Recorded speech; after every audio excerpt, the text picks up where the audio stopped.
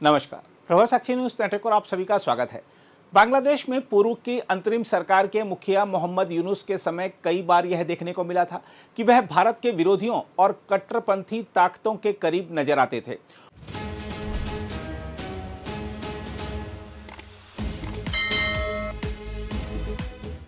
उस दौर में बांग्लादेश की विदेश नीति को लेकर कई चिंताएं भी सामने आई थी और कई नेता तथा अधिकारी पाकिस्तान का दौरा करते दिखाई देते थे।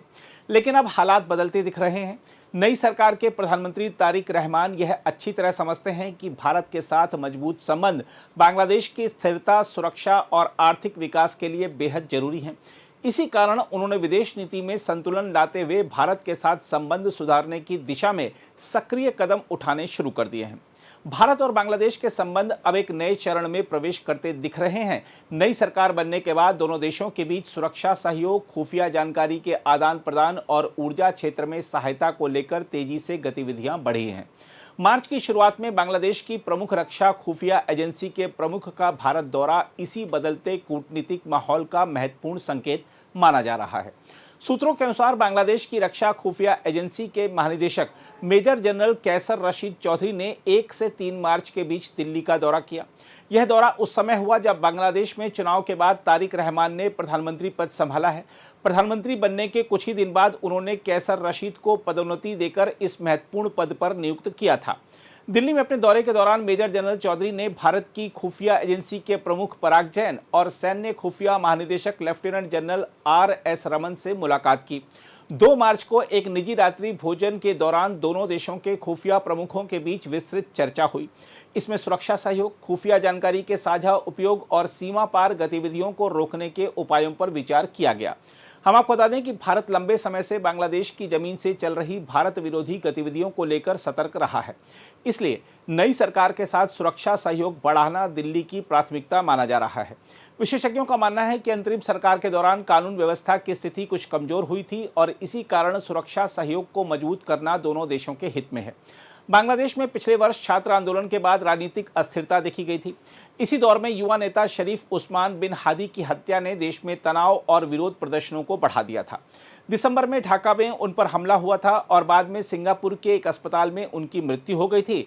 हाल ही में पश्चिम बंगाल के बोगांव क्षेत्र से इस हत्या मामले में 2 बांग्लादेशी नागरिकों को पकड़ा गया है। इसके बाद बांग्लादेश सरकार ने इन आरोपियों से दूतावास संपर्क की मांग भी की है। राजनीतिक विश्लेषकों के अनुसार नई सरकार का भारत के साथ सहयोग बढ़ाना क्षेत्रीय स्थिरता के लिए महत्वपूर्ण संकेत है। अंतरिम सरकार के समय कई बार बांग्लादेश के नेता और अधिकारी पाकिस्तान का दौरा किया करते थे, जिससे क्षेत्रीय संतुलन को लेकर चिंताएं भी सामने आई थी। लेकिन नई सरकार को यह समझ है कि भारत के साथ घनिष्ठ संबंध आर्थिक विकास, सुरक्षा और स्थिरता के लिए अत्यंत जरूरी हैं। यही कारण है कि अब बांग्लादेश के अधिकारी भारत के साथ संवाद और सहयोग को प्राथमिकता दे रहे हैं। इसी बीच ऊर्जा क्षेत्र में भी भारत ने बांग्लादेश की मदद कर अपने भरोसेमंद मित्र होने का परिचय दिया है। ईरान युद्ध के कारण वैश्विक तेल आपूर्ति प्रभावित होने से बांग्लादेश को ईंधन संकट का सामना करना पड़ रहा है। इस कठिन समय में भारत ने 5000 टन डीजल की खेप बांग्लादेश को भेजी है। यह आपूर्ति दोनों देशों के बीच चल रहे ऊर्जा समझौते के तहत की गई है। हम आपको बता दें कि भारत और बांग्लादेश के बीच भारत बांग्लादेश मित्रता पाइपलाइन परियोजना के माध्यम से हर वर्ष 1,80,000 टन डीजल आपूर्ति का प्रावधान है। यह डीजल असम के नुमालीगढ़ तेल शोधन कारखाने से भेजा जाता है। वर्तमान संकट को देखते हुए बांग्लादेश ने अतिरिक्त आपूर्ति का अनुरोध भी किया है, जिस पर भारत उपलब्धता और बाजार स्थिति के अनुसार विचार कर रहा है। दूसरी ओर ऊर्जा संकट से निपटने के लिए बांग्लादेश सरकार ने कई सख्त कदम उठाए हैं। देश में ईंधन की बिक्री पर दैनिक सीमा लगाई गई है और आपूर्ति संतुलन बनाए रखने के लिए विश्वविद्यालयों को भी अस्थायी रूप से बंद किया गया है।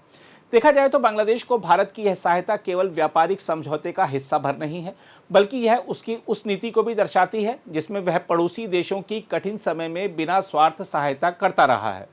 नेपाल में आपदा, श्रीलंका में आर्थिक संकट या बांग्लादेश में ऊर्जा कमी जैसे कई अवसरों पर भारत ने त्वरित मदद देकर क्षेत्रीय सहयोग का उदाहरण प्रस्तुत किया है। सामरिक दृष्टि से भी भारत बांग्लादेश सहयोग अत्यंत महत्वपूर्ण है।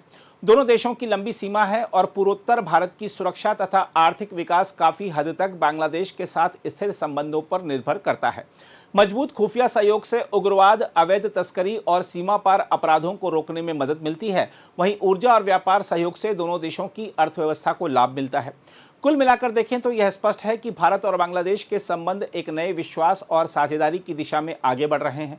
सुरक्षा सहयोग, ऊर्जा सहायता और पारस्परिक सम्मान पर आधारित यह संबंध आने वाले समय में पूरे दक्षिण एशिया की स्थिरता और समृद्धि के लिए महत्वपूर्ण साबित हो सकते हैं।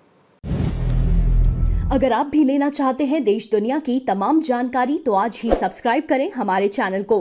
साथ ही नीचे दिए बेल आइकन को जरूर दबाएं ताकि हर अपडेट आप तक पहुंच सके।